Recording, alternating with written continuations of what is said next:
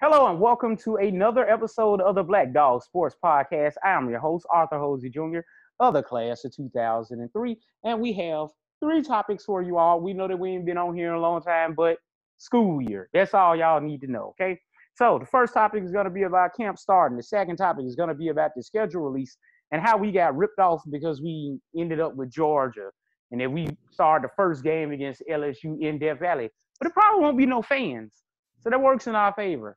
And should the season even be played with this whole COVID-19 situation going on? Should we have done like the Big Ten and the Pac-12? I don't know. I have no idea. Did you know that the Big Ten doesn't have 10 teams? Ah. Okay, so I'm going to start off by introducing my co-hosts or the panelists. I'm David Ruff and Data Temptations. No, that's not actually true, okay? All right, so I'm gonna start off with the senior member of the podcast who is looking slimmer by the day. Pretty soon we can just call him Slim, okay? No more of that, no more of that big Derek stuff, nothing like that. All right. So Derek Thomas, what happening? Man, it's great to be back on talking Mississippi State Bulldog sports. And I might just miss talking about sports in general. Just glad to be back on here and we finna get this show on the road, baby. Football is coming. Yeah, let's get it. Let's get it. So now, close personal friend, going back to 2003, you feel me? I noticed his little the reference where he say, "Are we gonna expose LSU defense?" I think I've told the story behind it, but we'll get around to a little bit later. Jeremiah, Jeremiah Short, what you got going Yeah. on, man? Man, I'm just lit, man, that we actually potentially going to have a season. I know we're going to get into that potential topic at the end of the show as far as if it's good for us to be playing the season, but I'm glad that we are. Right now we got the NBA, the Lakers lost last night, so everybody's talking about that. So seems like we having some sense of normalcy in this kind of interesting times that we are in. Man, it's not normal because I can't eat a cheeseburger, man. You'll be all right. Cheetah. You look slimmer already. I mean, you still kind of look like a Yeah. chipmunk a little bit, but you slim Yeah, I'm down. down by 60 pounds, man. And you got your boneyard shirt on and stuff like that. When I went, Yeah. Thanks for when I promoting went, somebody else's show. when I went and seen him in when I went and seen him in Baton Rouge, okay, he gave me this protein water crap that tasted like melted yogurt. It was Which flavor did I give you? I don't know. Was it watermelon?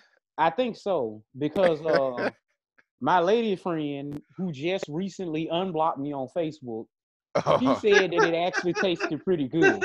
And we all been there. Like, you gotta drink it cold, though, man. If you drink it hot, if you drink it room temperature, it's not gonna be good. You have to drink it cold. It was terrible, man. I need to go back down there, man, because like I say, that undewey from Jacobs is on point. Okay. So yeah, like I say, wait, let me get Siri off of here. I'm so used to now seeing myself in this spot when I'm teaching because I'm one of those teachers who got a health waiver so that I don't have to go into the school so that they can give me COVID-19. I was like, yeah, that's not gonna happen. So I had my doctor write an excuse saying that I ain't going because I'm fat. Therefore, I'm more prone to get coronavirus. So if I get coronavirus, I'm more likely to die. So was that an actual reason, like you being obese or something? yeah, actually, yes. Bro, you telling on yourself, man. Folks go see this. They can look at them. That's not telling on them. They looking at them. I mean, that's why I call myself the Fat Kelly Price. So Murrah, so JPS is in school. Ain't nobody telling me for why I work. What's wrong with you? Bro, you don't wear a So shirt. you don't work at, bro. So you don't work at want. Nah, fam, I work at Jim Hill. I don't know what y'all talking about on Nation. All right, so yeah, all right, let's get into the actual show itself. So camp is starting. So the first thing that we wanted to talk about was they put out the roster. Did anything stand out? I'm gonna go ahead and get us some right here. Look at Ricardo talking about he coming. I swear to God, I'm locking the thing right now. Let him in. I'm Let him come in. I swear to God that I'm locking the I'm locking this. I think this is just a teacher expectation thing. Maybe he can understand that we on time. let Man, him in even if he requests in. So man, F Jeremiah that guy. asked him before the show, was he gonna be on time? And he said he was gonna be on time. Man, So F It that was. guy. All time right, let's value, go. baby. All right, so where we okay.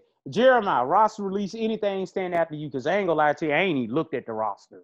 I mean, it's been in the camp. The main thing sometimes you want to see is a depth chart once that does kind of formalize, but we probably won't get that for a while. Probably not until like the first game or anything. You'll probably see people start. Well, I don't even know if they're actually gonna have reporters in attendance, and I'm pretty sure Leach ain't gonna tell us anything when it comes to that. So we probably won't know an actual depth chart until the week of the first game.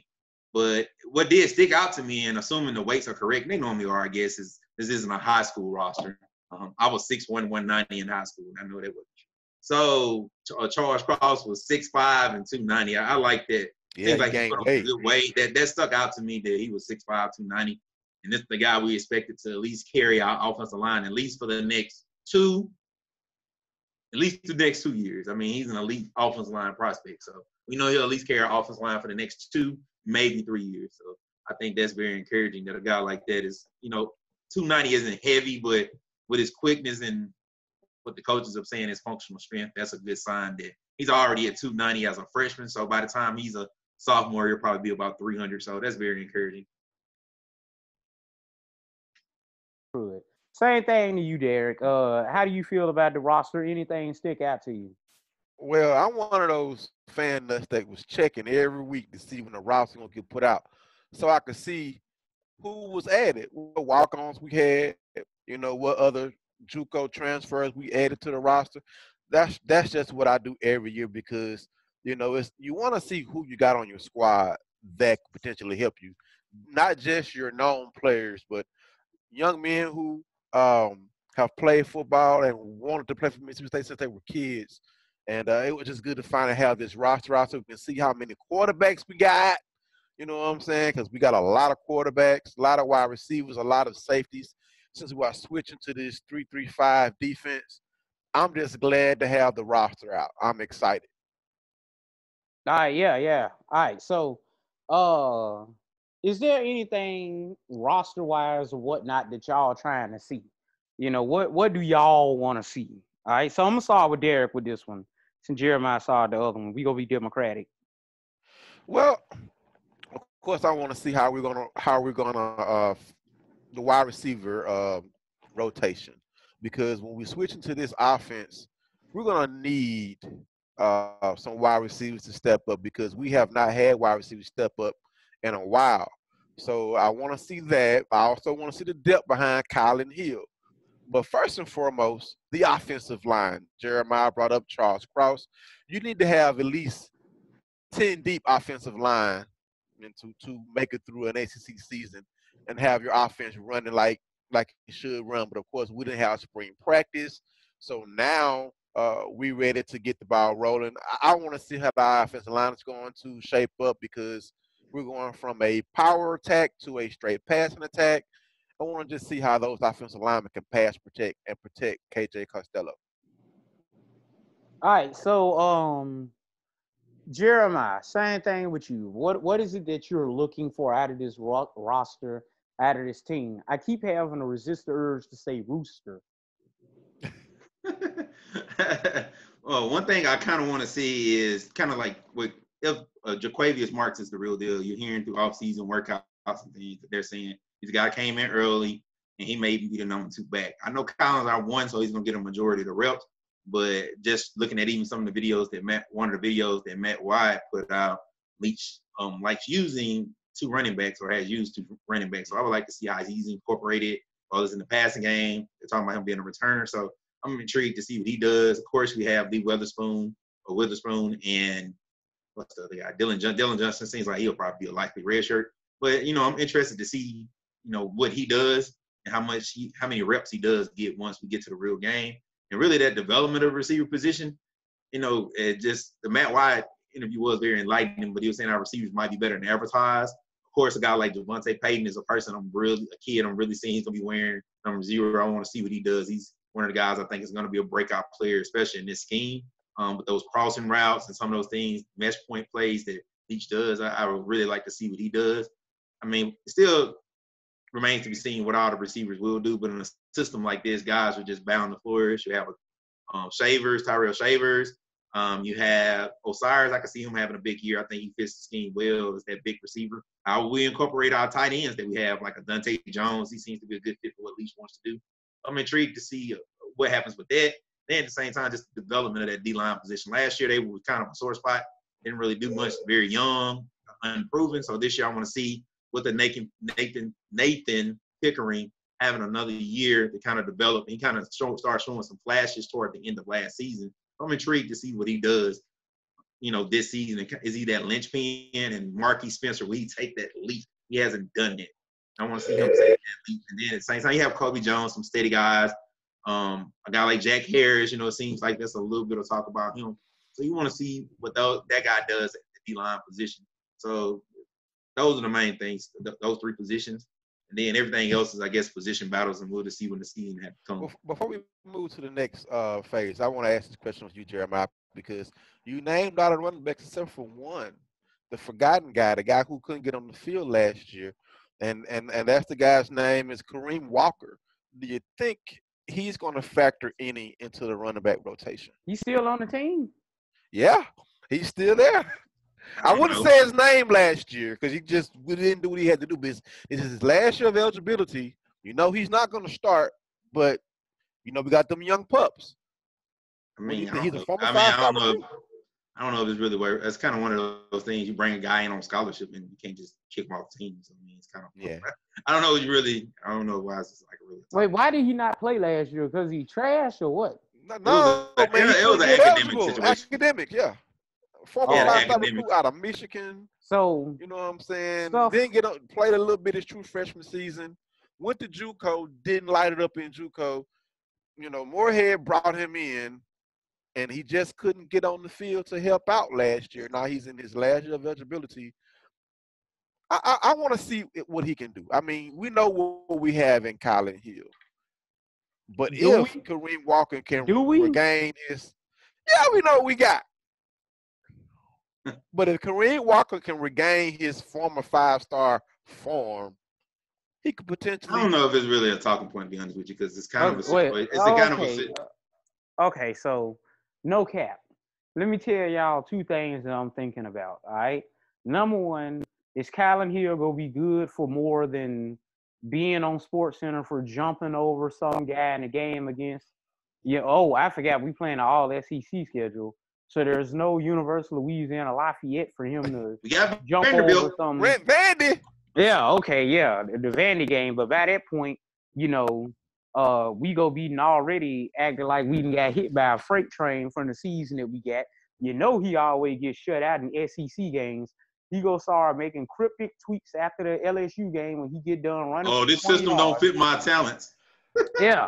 You know what? He already think that he Mega Evers and Mike and MLK, like they talk about Jesus, wrapped up in flesh, came back to the earth.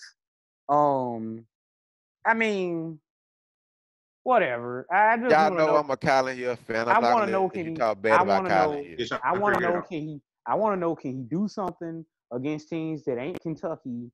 And he's basically the football version of Victoria Vivians. Like, against 1AA East and all those teams like that, he can go off for 200 yards. But after Alabama, he gonna be on the sideline looking crazy, making cryptic tweets, talking about he transferring. But it's his senior season, so he can't transfer. He go opt out or some crap like that. Whatever. You know what? This is gonna be a totally different offense. So he's not gonna take the pounding that he took last year. We know, like sorry for the yelling. As far as we're not gonna be running the ball like we ran last year. And Jeremiah, you made a point earlier. Leach like to use more than one running back. So Colin Hill is gonna be, used in the passing game a lot this year. So. Pounding. I'm trying to figure this out. Like, when did he take this immense pounding? That's the part I'm trying to figure out. The man almost led the league in rushing, so he did something. Oh, okay. Yeah. Once again, he got all those yards in the game against ULL and UAB or whoever we played. It don't matter. Okay. I'm not gonna let y'all hate on Colin Hill. So we ain't no Colin Hill. We stating facts. That's a difference. So The second question that I have is y'all know I have no faith in Mike Leach as our coach, right? Like I never have liked the hire. I felt as though we should have went for Steve Sarkisian and just cross our fingers that he's not an alcoholic anymore. Um, Mike Leach is one of those people like he's good for like it was a splash hire because of the name, but it's like I don't know. Like I don't like it. Like I don't like his system. I'm gonna defend Leach here, and that's just not because he came on the show. Like I think he was the right type of coach that we needed. I don't think he's a legendary coach or anything like that, but you got to think of all the coaches we've gotten really in the last 30 years. Jack Shearer was a retread, even though he was come from the Alabama tree and all that type of stuff. He's a retread, even though he had did well at Pittsburgh. Kroom was unproven. Mullen was unproven and an up-and-comer. Moorhead was unproven and an up-and-comer. I mean, we really, for the most part, what we've gone 2 for 2 on coaches. Kroom didn't work out. Moorhead obviously didn't work out. But I think Leach is a little bit different mode of it since he at least has proven that he can do something. He at least knows we know he can coach the offensive side. So here's the thing. He has proven that he can do something. But the thing is that he's one of those guys with a reputation of, well, yeah, he beat Texas that one year. And, but I mean, like, did they really do anything? Here's my pushback. Whoa. Go ahead. This is my theory. We have either just got done hiring Marty Schottenheimer as a retread or Andy Reid as a retread. With Marty Schottenheimer, he's a guy, he can come in, he can build up a team, but he can't win the big one. On the other hand, you got Andy Reid who could never win the big one, but he, they just got done winning with the Kansas City Chiefs. Here's my pushback to that. And I think it is a difference. And Leach even said, I watched it. This is the first actual interview of a coach that I've ever watched the whole thing. I normally don't even watch those things, but I hope you didn't watch our interview with him. That second one was a little painful to get through. No, I ain't talking about our interview. I'm talking about like, good Lord, I wouldn't watch that second interview. But I'm talking about like an actual somebody interview. asked this Negro about Geronimo or whatever. I don't know. Somebody did that? Seriously? Did they possibly do it when we was asking like a serious question about tweets or something? I don't know. No. But anyway, I watched the interview, after the first practice, after camp started, and I liked the answer he was giving. It was like a different vibe. He gave authentic answers. And I think he's the kind of coach that we need right now. And I'm not saying he's going to go out and light the world on fire and we're going to win the national championship. But I think we kind of need a coach that kind of has a presence.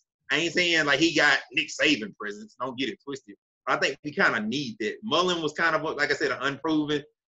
Moorhead was unproven. We know what we got with him. I ain't saying it's the best. I'm saying we know what we got. It's a little bit easier. He's not a traditional retread like a Moorhead because he, was at Washington State. He was doing well. Texas Tech technically got fired, but he got fired off some blue hockey. So it's not like he got fired because of performance. And he actually was just had done well. I'm willing to take a chance on it. He's a little older, so I'm not like thinking he's going to be our coach for the next 10 years, maybe not even the next 5. I would say maybe you have him as your coach for the next 5 years and maybe groom a certain former Mississippi State linebacker as your next head coach. Just saying. Well, I rather agree with Jeremiah, but I'm going to defend Leach as well. Mike Leach was a sitting Power 5 head coach with a long track record of winning. No, he didn't win a lot of conference championships, you know what I'm saying? But he has a proven record of winning. And he's bringing an offense to Starkville that we have never had. So it brings excitement. We've never had a passing offense, potential of a passing offense like he brings. So let's just sit back, enjoy the ride, see how it works out. I wanted us to hire Leach before we hire Moorhead. So I guess you could say I got my wish the second time around, simply because I have followed Mike Leach's career since he was at Kentucky. And I think this is going to be a good thing for Mississippi State. Don't know how, like Arthur said, he is an older coach.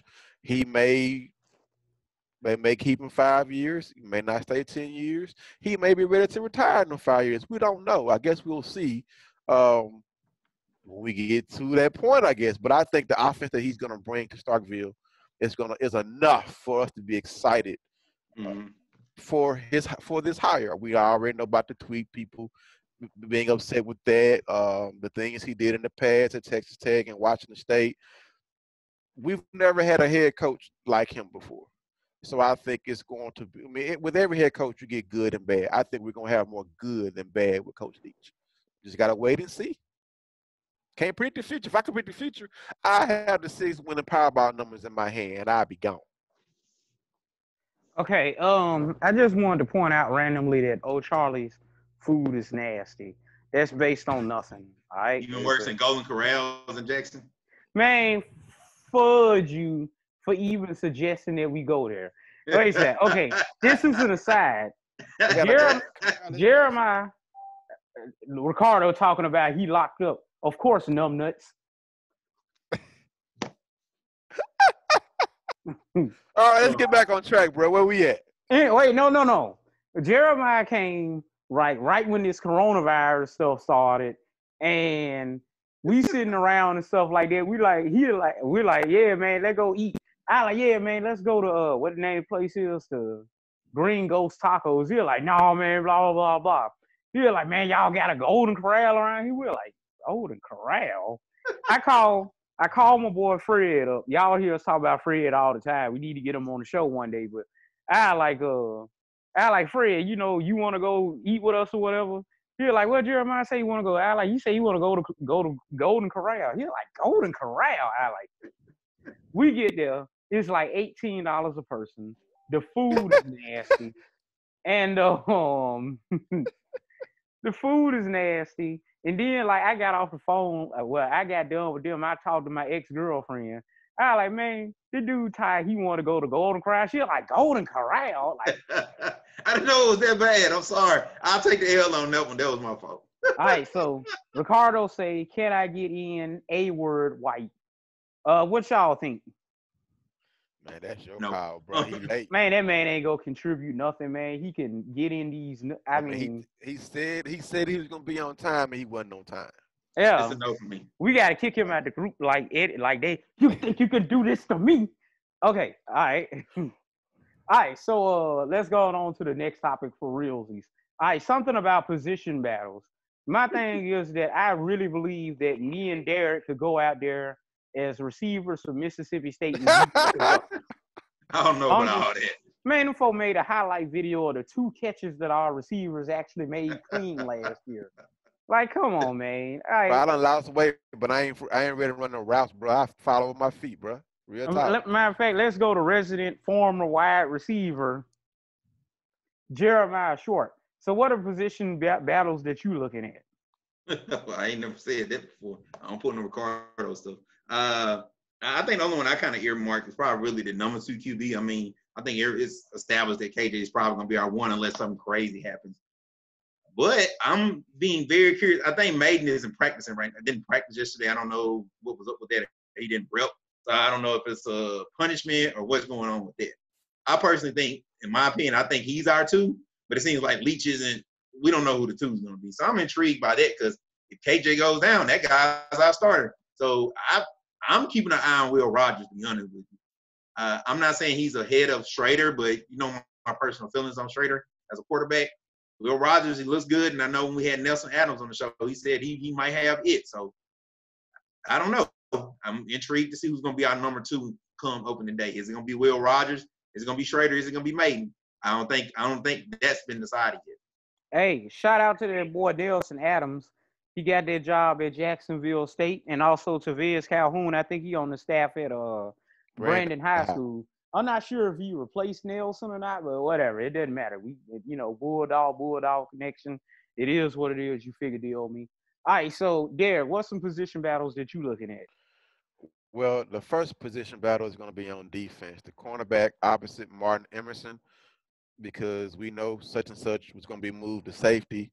So that opened up a spot there. Tyler Williams is not practicing. Don't know if he's going to stay on the team, but we did sign 4-star cornerback Emmanuel Forbes out of Grenada High, and he has been better than advertised. But you do have Jalen Reed, Corey Charles, Malik Sanders, a transfer from Northwest Mississippi Community College from your hometown of Greenville, Arthur. Do you know Malik Sanders, Arthur? I don't He even probably know went who to St. it is, Joe. yeah. Okay, and you also have a lot of young freshmen. Cam Threet also going to be battling for playing time, and Asasa Spurge out of Clarksville, Mississippi, going to be battling for playing time. The other position battle That just sounds scary. I don't know. that I Them names want don't excite me at all. the other the other position battle I want to look at is linebacker. I mean, we know we have Era Thompson in the middle, but we have a lot of unproven talent at weak side and strong side linebacker. We have two junior college transfers battling for that strong side linebacker position. Aaron Boulay looking to step in at the weak side. And the last position battle is going to be backup defensive end. DeMonte Russell is not going to play this year, recovering from injury from that accident. Um, I want to see who's going to step up back there at the backup defensive end. So maybe my Callaway alum Aaron will be to step into that backup role behind Marquise Spencer and finally get on the field for the Bulldogs. Sure. Aaron Odom. You know what? I'm gonna be honest with you. Listening to y'all talk about all these dudes reminds me of that Ludacris song, "Who Let These H Words in My Room." I don't know who any of these dudes are. Like, where did they come from? Like, did the whole team leave or something like that? Like, what's going on? But what else? I It is follow what it is. recruiting and I don't shit. know. Listen to them cornerbacks. I saw it was like Martin Emerson, sure, but the rest of them kind of like. I mean, they're freshmen, man. Forbes is a 4-star. Three is a 3-star. Asasa First and Jalen Reed, they've been bench warmers the past couple of years. So I mean, it's time for them to step up, man. You got to play. You got to do Corner ain't something. one of those positions though. Dudes don't just step up at corner. You got to play. You can play. So Things happen. I ain't. Also, while we at it, never say the word or never say Clarksdale on this podcast ever again. Why not? Because several reasons, mostly because of the fact that Greenville High has not beat Clarksdale since like 2005 or something like that. I I have think Mario talked, Hagan's gonna I have have, something t- to say about that I if we have ever get him talked, on here. I have talked about this a million times on this show. Greenville High cannot beat Clarksdale for anything. I have no idea why. It doesn't matter if Clarksdale is good. It don't matter if they bad. If Clarksdale lost every game in a season, they will always have one victory, and it'll be against Greenville High. I don't know why we cannot beat these dudes. And even when we was good and going to the playoffs and beating South Panola, we could not beat Clarksdale. Unlike how you have a whole defensive line full of D1, the whole defensive line go D1, can't beat Clarksdale. Like I am puzzled. Anyway, so Will But I'm KJ, pretty sure Elton Jenkins and Mario Hagan gonna have something to say about that. who is Elton Jenkins? Man plays for the Packers, man, from Clarksdale. Oh, I didn't know that. When I think about Clarksdale, I think about Dapu and because he was the quarterback. He was playing quarterback my freshman year when we went up there. That was an interesting game. And who else in Clarksdale? I go say Charles Mitchell. If my friend Megan Robinson is listening, never mind. Jeremiah smiled. I know. Okay. Anyway, so will KJ Costello be the real deal? I don't know why when I think of KJ Costello, I think about Elvis Costello, but whatever. All right, so Jeremiah, is KJ gonna be the real deal? The answer is yes, but going on anyway. Yeah, I think he will.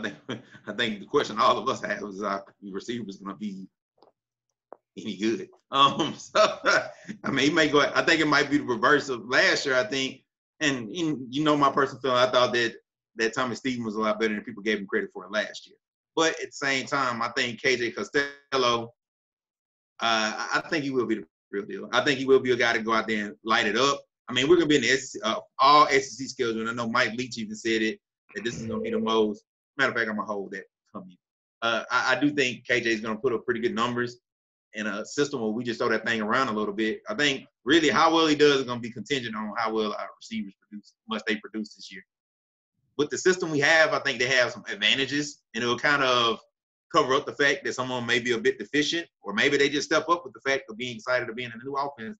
Maybe Matt Wyatt had a point. Maybe it had something to do with the fact they ain't know what to do the last couple of years. So we'll see. And I do think we have a little bit of an upgrade in talent. So we'll see. Okay, I'm looking at the score of this Boston Celtics Philadelphia 76ers game. I'm like, did the Boston Celtics go Super Saiyan or something like that? They was down by like 20 points last I saw, and now they up by down near 30. All right. Same question to you, Derek. What do you think about KJ Costello? Is he gonna be the real deal or what? I think he's going to do very well for the maroon and white. And again, I have to agree with Jeremiah. It's going to depend on how well our receivers step up because we know what KJ Costello can do when he's in an offense, when he's comfortable. Look at his sophomore season. Yeah, he got nicked up last year, but still, he's rated as a first-round talent. He's rated as a first-round talent for a reason. He can throw the football. He is an NFL caliber quarterback. When have we ever had that transfer to Mississippi State? Never ever had that transfer to Mississippi State. You know what I'm saying? We're not known for putting quarterbacks in the NFL. Right now we got one and a QB tip tight end retweet. So if KJ Costello is able to have a good season this year, we will now have two quarterbacks with the tag name Mississippi State on their profiles for the NFL teams, even though Costello is more so known for what he did at Stanford. If he goes to the NFL, it's going to say Whoa, whoa, whoa, what the heck is that? And it was playing some stuff. I was looking up some on ESPN and stuff. This guy. So, yeah, I think KJ Costello is going to be big for us this year. Okay. So I was just thinking to myself back to I don't think I have any college eligibility left. But if you have ever seen me at Lambert's Cafe catching them throw rolls, hey, look, I got soft. Oh, Lambert's where is that, yo? I gotta tell you, they throw. I tell them to throw it high, to lob it up to me, and I high point that son of a gun. I'm just saying. What's the closest Lambert's to Jackson? You OBJ it? You OBJ Oh yeah. that? Oh, bad boy, baby. You got to know. The closest one is down there in Foley, Alabama. I think that's the one you went to, Jeremiah. Yeah, that was where it was at. Yeah, you know, they only have like so many of them because they have to be run by a family member or something. Yeah, I gotta, I just high point that son of a gun and snatch it down. You know what I'm saying? So all I had to do is like on the water boy, visualize the football as a roll. And what kind of yak you gonna get off when you catch the ball? Oh, I'm a big dude, so I can, when dudes try and tackle me, I can bounce a couple of them off. So I'm probably good for about 5 yards after the catch. You feel me? You know what I'm saying? I'm gonna lower that shoulder on them. You feel me? I got some leg strength. You know what I'm saying? I'm just saying.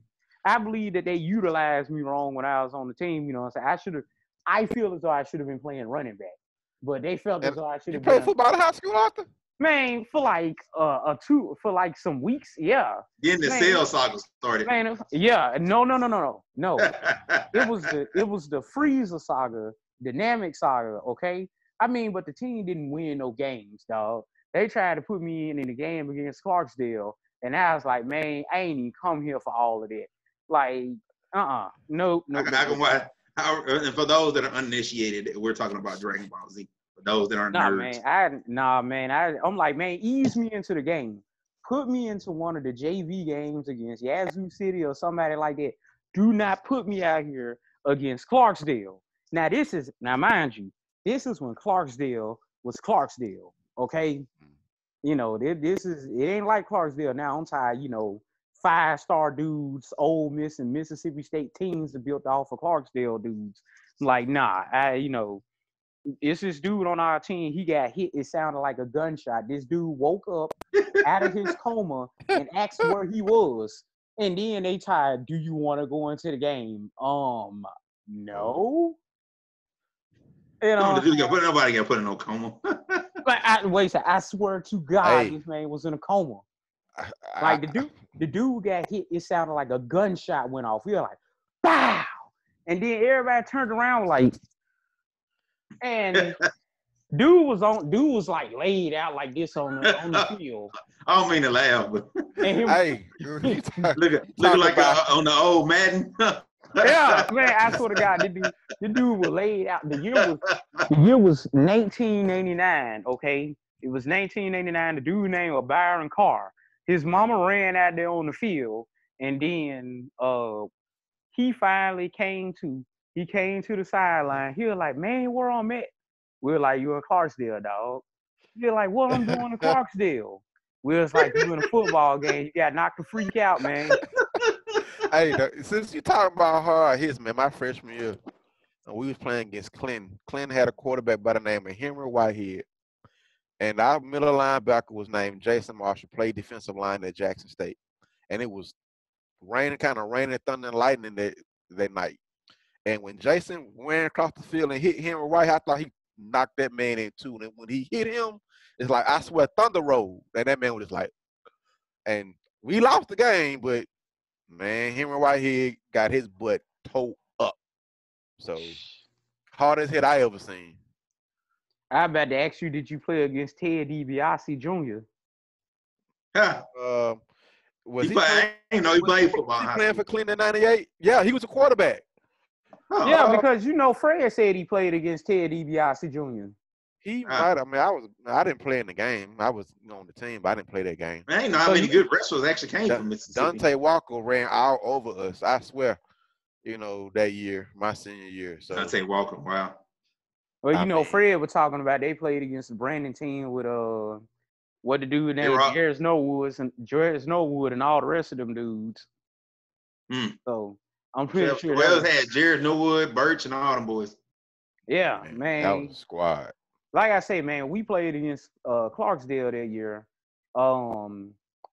Dapu, man, I swear, like it was like they had a hell of a game plan. It'll be two dudes getting ready to sack him, and I don't know what he did. He was just like, and next thing you know, he's running for a touchdown. I'd never seen anything like it. Like I remember of all the games I hadn't seen, people who stood out, because like when you see D1 talent, he was definitely D1 talent.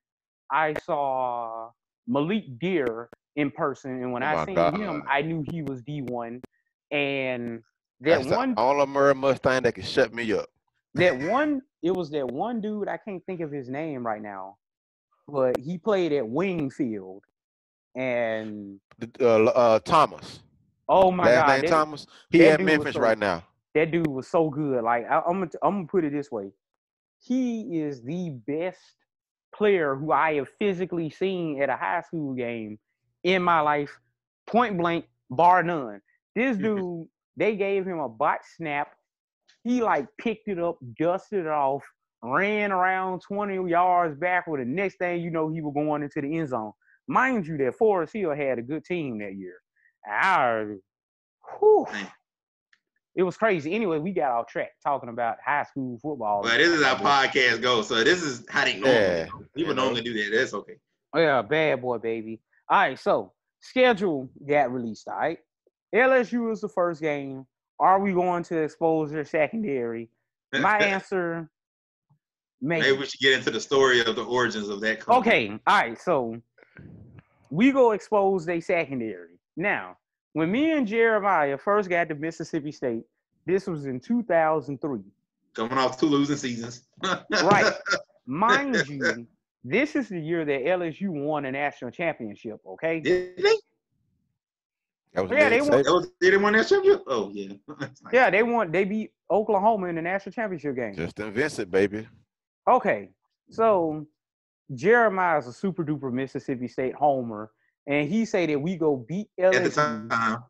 Yeah, he said we go beat LSU because we are going to expose their secondary. All right, so let me tell y'all what the final score of that game was. 2003 MSU versus LSU. Okay. They go to box score. Okay, so final score, LSU 41, Mississippi State 6. And you got 6 points. Yeah, we scored a touchdown. It was Kevin. Well, he might have been right. Kevin Fant pass right side, complete to Justin Jenkins for 15-yard touchdown. That was in garbage time. We was already down 34-0, but whatever. So let's take a look at the box score. Oh, the box score ain't that bad a flip. Ain't that bad a beat. No team stats. Lord. Okay, wait a second. Not long ago that was. They ain't gonna have that. You had to really find that. Hey, no Kaepernick. I'm about to find that on Nation. All right, so Wikipedia Sports. I see it on ESPN.com. Okay, so all right. I see a box Mississippi score. Mississippi State went 21 for 39 with 208 passing yards and one touchdown, two interceptions.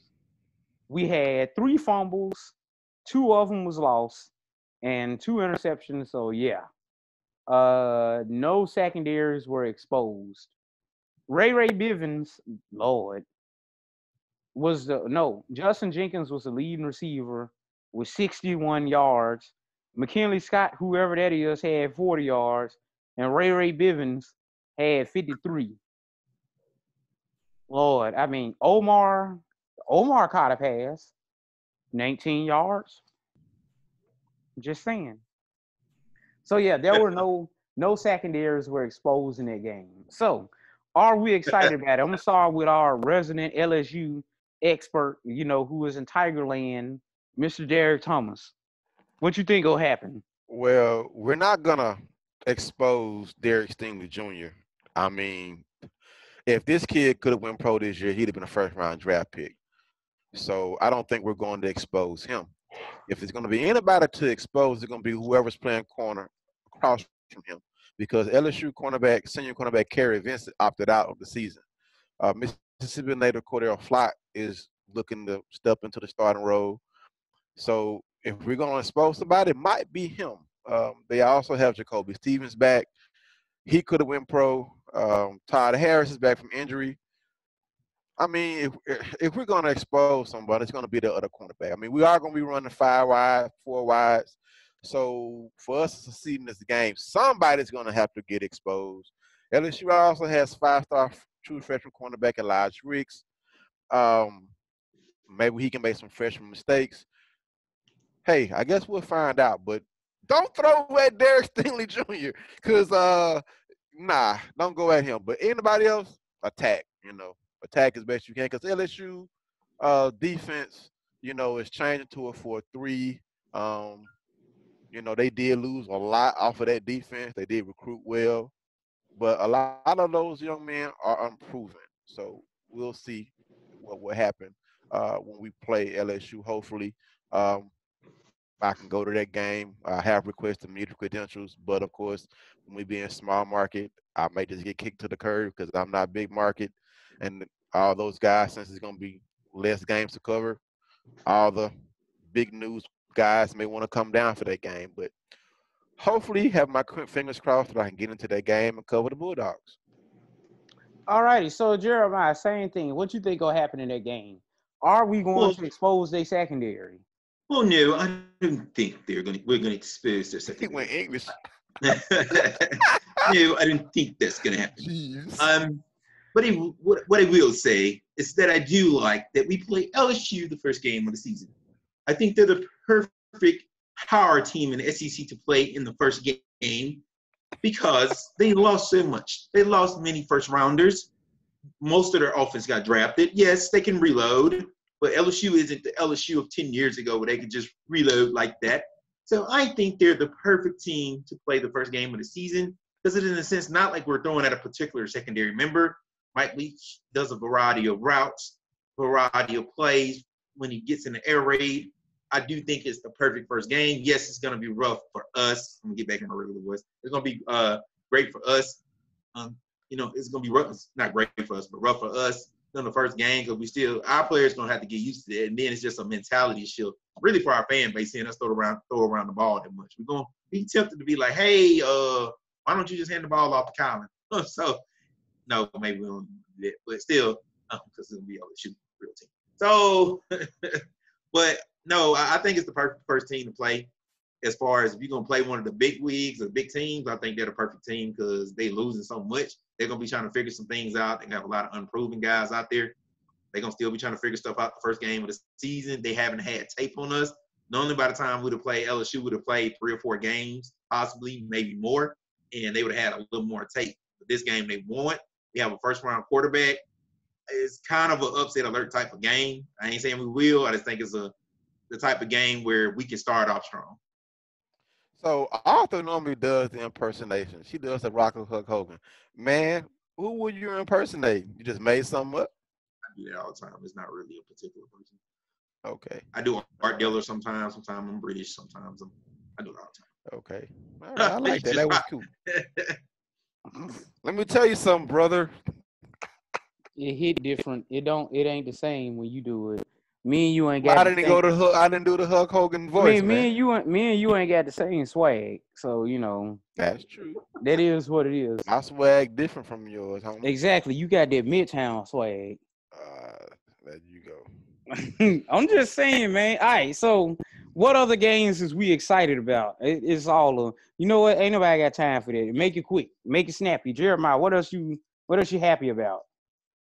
I mean, we're gonna kind of get a little bit into it, but I'm kind of excited about the overall all SEC schedule. And I kind of posted it on Facebook the other day. I'm kind of an SEC elitist to begin with, so not having to deal with any of those rinky-dink games and having to worry about us playing La Tech or Jackson State or Alcorn State, I'm good. Seeing Did this all guy SEC just say games. Alcorn State? Alcorn, boo, dude. What's wrong with you? Okay, I don't keep up with the pronunciation of HBCUs. But okay, Oh Lord. You from Mississippi? You should know. right. So hey, people make mistakes. But just the all SEC schedule, of course, man, having to play Alabama, Georgia, and LSU in one season, you throw in Auburn in there too. Yeah, I mean, but in a sense, as an SEC fan, how can you not be excited? You get to watch all SEC every week. You ain't never got to worry about us playing nobody else. You got to worry about Big Ten and Pac-12. We're gonna get to that, but I mean, I'm excited about that. Just seeing if we come out 7-3, 8-2 in a season like this, I mean, it can catapult us going into the next season. Assuming that we ain't got to deal with too much of COVID the next year and we start on time. So I'm just excited about the season in general, just having the opportunity to watch all SEC football. All right. So, Derek, you already said what you had to say, didn't it? No, yes, No, maybe. I haven't. But I wish they would have given us Florida instead of Georgia, simply for the Dan Mullen impact. I know Bulldog versus Bulldogs, but I think putting The us up Michael against Vick Florida, Classic. I think putting us up against Florida would have been a better matchup. And I'm glad that we're gonna play Vandy. That's going to be a win. And yeah, we're gonna beat the hell out of Vandy. You just beat them. I mean, maybe, hopefully. All right. So, Ole Miss isn't last. This does not sit right with me, but at least it is the week of Thanksgiving. So, Derek, how you feel about Ole Miss not being last? Tradition, they have been our last opponent of the season. I really wish they would have finagled to have Ole Miss be our last game of the season. I think with the flexibility of the schedule, they could have done that to keep that tradition alive. But as long as we whoop those rebels and keep the Egg Bowl trophy in Starkville, I'm all right because this is not a normal season. You know what I'm saying? I'm glad that we're gonna have a season, hopefully still. So I'm not too disappointed that we're not playing Ole Miss last. But from a tradition standpoint, I wish they could have made it happen if they really wanted it to happen. All right. So, Jeremiah, same thing with you. How do you feel about Ole Miss not being the last game of the season? Oh yeah, I gotta stand up for a couple of seconds. So yeah, Jeremiah, knock yourself out, okay? Now, I think it's gonna make things feel a little anticlimactic with them not being the last game of the season. Of course, this is not a traditional year; it's unprecedented times that we're dealing with. I mean, that's been overstated, but it is. So we can't really trip too much about that. But I think it's good that it's still being on Thanksgiving. The fact they kept it on that time, that's good. Is what good. But at the same time, you would have liked it to been the last game. I just would kind of hate for us to. Normally, Ole Miss is like that last regular season game. We gear ourselves up for the whole year, even though probably shouldn't. They really aren't that good. But we do because we know the rivalry being from Mississippi and how seriously people take it. So, normally we gear ourselves up the whole year to play Ole Miss and that end whether we smash them or however it goes. If it's kind of one of those seasons where we'll kind of have to beat them to go to a bowl game, or we're just hoping just to go and just beat them by 30 points. We hope to do that. So I think the first year of Leach, of course, you would want that to happen. It's a great way to end the season. Because honestly, as the coach of Mississippi State, you're ultimately judged off the Ole Miss game many seasons. Your rivalry game, your biggest rival, then going to bowls and all that good stuff. So, but at the same time, it may end up being good for us to maybe have another team last, and not Ole Miss be the singular, solar focus for us. So that's a good thing, I think. So it's intriguing to see also. It'd have been good for that last week to have a Lane Kiffin against Mike Leach. I think they're gonna be gonna bring a lot of entertainment to the SEC. So it's gonna be interesting to see how they are in that last week of I won't say school year, the last week of the season, the week before the last game, with Leach and wherever the guy's name, Leach and Kiffin. I'm sorry about that. You know what? So I'm looking at the next topic already, and I'm gonna be honest with you, I ain't hear nothing Jeremiah said because I had to stand up. Player opt-outs, smart move by them. Now, let me be honest with you. I want to thank all the players who are gonna play for their sacrifices. I feel about them the way that I feel that Republicans felt about the troops after 9/11. Thank you for your service and for your sacrifices. Freedom isn't free, okay? They making the ultimate sacrifice for us because Lord knows I want to care. I want to watch college football. And I'm going to be honest with you, I really don't care about, all those NBA players got COVID-19 and they turned out fine. Ain't none of the 3 million baseball players who got it died. Yeah. I Don't mean, speak too soon. I know it sounds horrible, but you know what I'm saying? Like, I don't want them to die or anything like that. But, I don't want them to cancel the football season off some hypothetical stuff either. And I don't know then about that, but there's also a case to be made that a lot of people are saying, like, all the testing that they're going to do for them and stuff like that, and keeping them on campus, keeping them kind of isolated, is actually going to keep them safer than if they went home and did all the shenanigans and stuff like that. So, that is what it is. The NBA bubble, I ain't heard nobody about nobody getting COVID. they have one of the strictest protocols there is, though. I don't know if we can compare what everybody else is doing to Say that to Lou Williams. He had to go get them wings. Man, He got more. He got some wings, all right. Man got some wings and lap dance. Oh, lemon pepper Lou. Yeah. Now, I know Jeremiah's going to be the soft-hearted liberal who says something about how we should have canceled the season. So let's go ahead and go to him. I don't know why you asked me that. I don't think we should have canceled anything. You the soft-hearted liberal. Not no liberal. That's what I'm calling me that on here. No, none of my friends that are conservative and that don't dare call me anything but an independent. But anyway, no, I mean, I understood, like, even a friend of mine, we probably disagree when it comes to what Deion Sanders said. He made a statement about the players that opted out and realized that basically the game gonna go on without the game don't change. It's almost like The Wire. Like the game don't change. The game is the game. The game's gonna go on without you. So, I mean, it's sad. It's a dog-eat-dog world. I think those conferences should have see if they could have established better protocols. The SEC's not starting until September 26th, but they have plenty of time to establish some protocols. And a lot of campuses are still going a bit virtual. And I do think you got to put protocols in place to protect your athletes. Because that's not completely true. Because I know I was just looking at a story with a guy, Mo Bamba, an NBA player, and he's still having some issues after he contracted COVID and recovered from it. But at the same time, I think that – lost my train of thought. I think, of course, teams should play. I want to see football. I'm glad that SC is playing. And I think those conferences should have took that more into consideration. SC, like I said, is not starting until September 26th. I think they should have went on and went through their preparation and had protocols. And I think it's no better place for them to be right now is with the college program.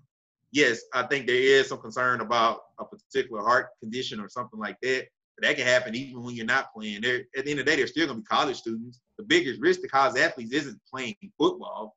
And yes, of course, you can get it playing football as far as like guys being near each other, things like that. A lot of the risk coming from college campuses is people going to parties, being on campus, doing random stuff. That's where a lot of that is coming from. So I don't know if they're really any more protected not playing football.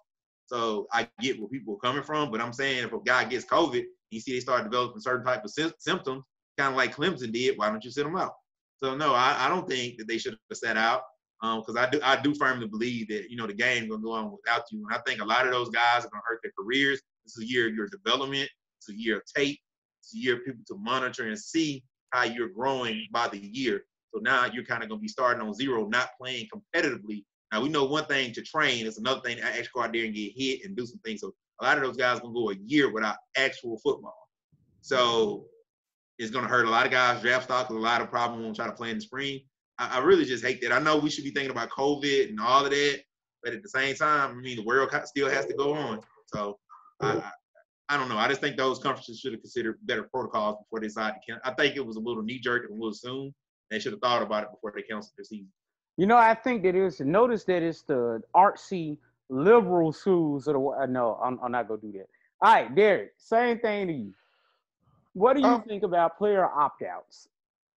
well, I think you take that on a player by player basis because we don't know anything about these young men's health history. You have people getting on TV. Oh, they're strong young men. They'll bounce back. I mean, you have players who have died having an ailment that they didn't know about on the football field. You know, um, so when you're dealing with a respiratory issue like illness like COVID, and what are you doing when you're practicing football?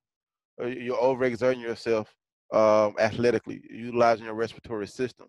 So perhaps these young men, have a medical history that we don't know about. Like you said, I am glad that we still have football in the SEC. I do feel like the young men who are opting out will miss out on the season, but better if you feel like your health is going to be impacted. Maybe they don't feel like football is in their future, or maybe they feel like they can just prepare for the draft if they're a junior and have plenty of tape.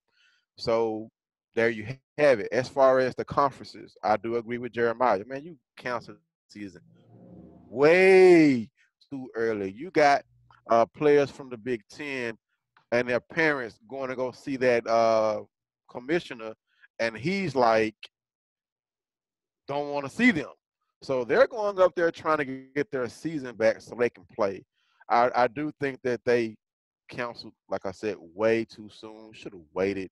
You should have, collectively, all of the conferences should have been united because we know the Power Five wants to get away from the NCAA anyway.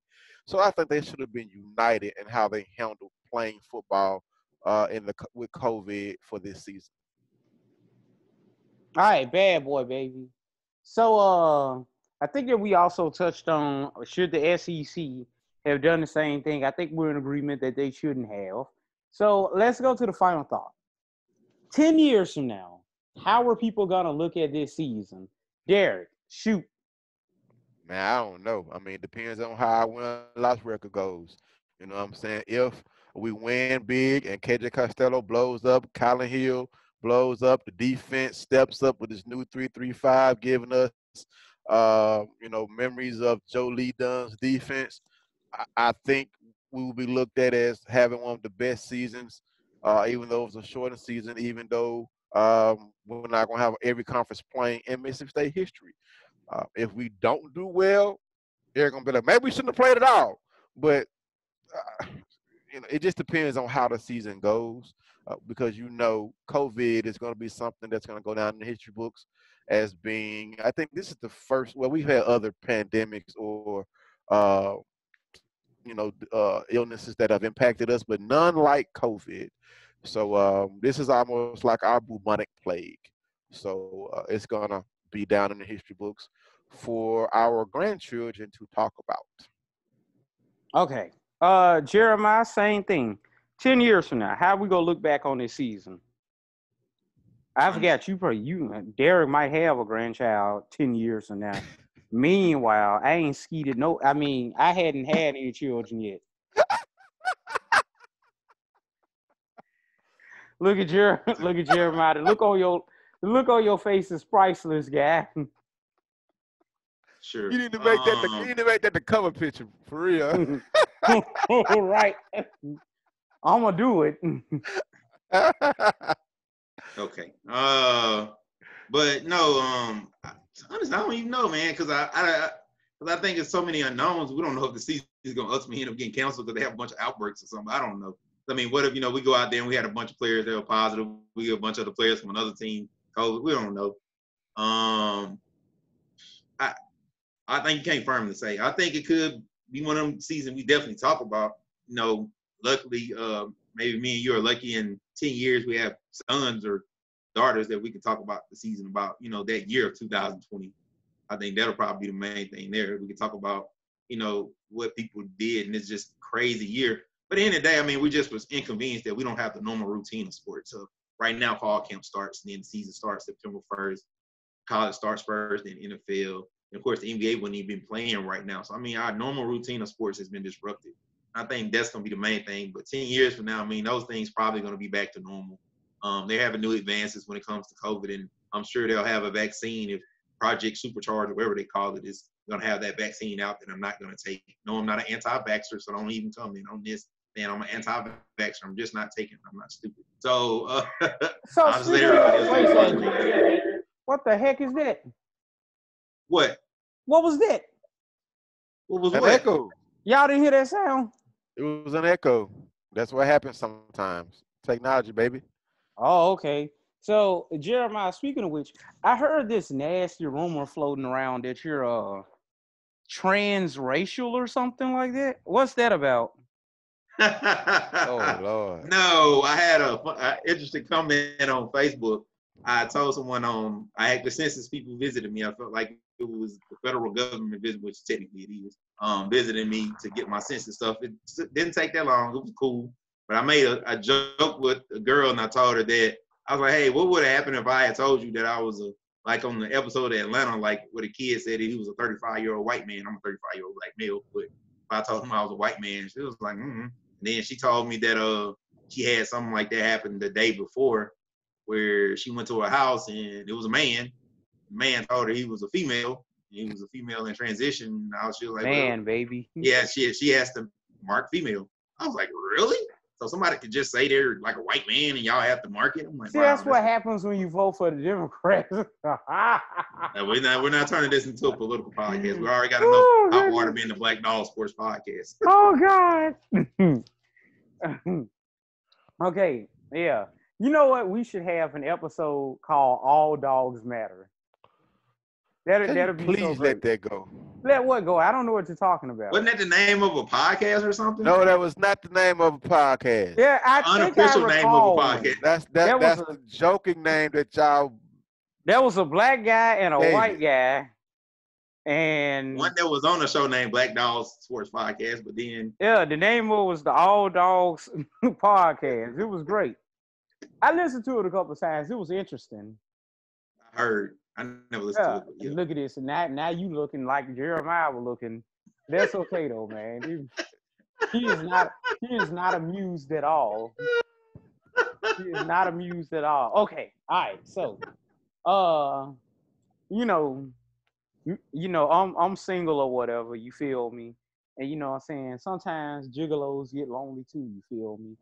So, when we end the show, I forgot this ain't the end of the show. I gotta get everybody final thoughts, but I'm gonna leave y'all with, well, I'm gonna go ahead and give y'all my number right now. It's 662 777 9311. All right. So hit Mike Jones up on the local. Mike Jones about to blow. You feel me? If y'all actually think that's my number, you're absolutely correct. Type it into Google, just the 7779311 part.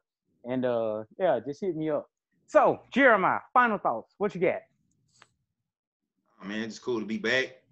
Guys, just look forward to us coming back with that great content. I hope y'all enjoyed the show. We kind of veered off a little bit, but at the same time, I think it was a fun show, and I think y'all are going to enjoy it on the re-listen. This season, I just want to hear what everybody else got to say about the season and Leach and what we're going to be able to do this year in this, what we call an unprecedented season. Are we going to be good or are we going to screw the pooch? Are we going to expose LSU secondary? Everybody. Hey, we go and score. If we beat them 42-0 or 10 or something like that, I'm so putting that on Facebook. I might even write a column about it. That's not gonna happen. All right. So Derek, what's your final thought today? Man, I'm just, like I said, just glad to be back talking Mississippi State sports. And my final thought is going to be the comment section. We got two comments. One from Robert Brown. I guess he was talking about when we were talking about Colin Hill. He said Chad Bumpers was the same way, a no-show against SEC teams. And Kenny, I don't know what you talking about, homie. Trust T-Buck's evaluations. T-Buck is a rebel now. We don't give a damn about his evaluations. Bad boy. That's random. That's But that's that's actually true. So I guess that brings us to the end of this episode of the Black Dog Sports Podcast. Like I say, normally I would say praise the Lord and go dogs, but Vic Schaefer don't want anything to do with this, and we don't know when the women's season is starting anyway. So I'm gonna finish this off by channeling the spirit of Tupac Shakur. Um, this podcast was like California Love Part 2 without old JV star Nas Ricardo. Okay, bye.